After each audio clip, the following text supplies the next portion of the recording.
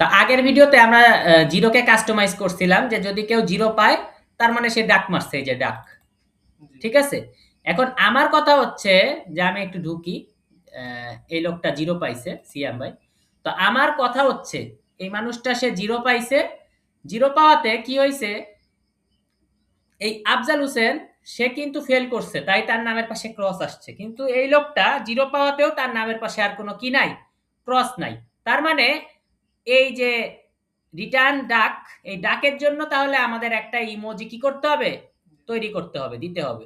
তাহলে আমি আগে দেখে নেই এটা কোন পেজে আছে। এটা সিঙ্গেল স্টুডেন্ট পেজে আছে, তাহলে আমি সিঙ্গেল স্টুডেন্ট পেজে চলে যাই।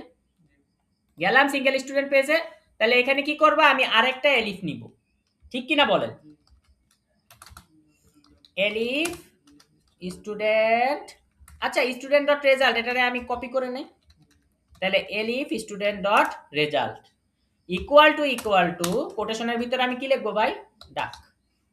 ঠিক আছে, যদি ডাক পাই তাহলে আমি কি করলাম, উইন্ডোজ কোলন, এবার এই সার্চে আমি লিখলাম ডাক।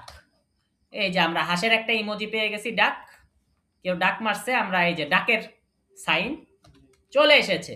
তো এখানে আসলাম, এখানে এসে আমি রিফ্রেশ করলাম খুব সুন্দর করে, যে লোক জিরো পাইছে তার নামের পাশে একটা ডাক সাইন চলে আসছে। ওকে ভাই, ওকে। তাহলে আমাদের সিঙ্গেল স্টুডেন্ট পেজে তো ডাক সাইন চলে আসছে, আমরা একটু ইসে যাই, কি বলে, একটা স্টুডেন্ট পেজে। একটা স্টুডেন্ট পেজে দেখি যে আর ডাক সাইন নাই, সেখানে হচ্ছে ক্রস সাইন।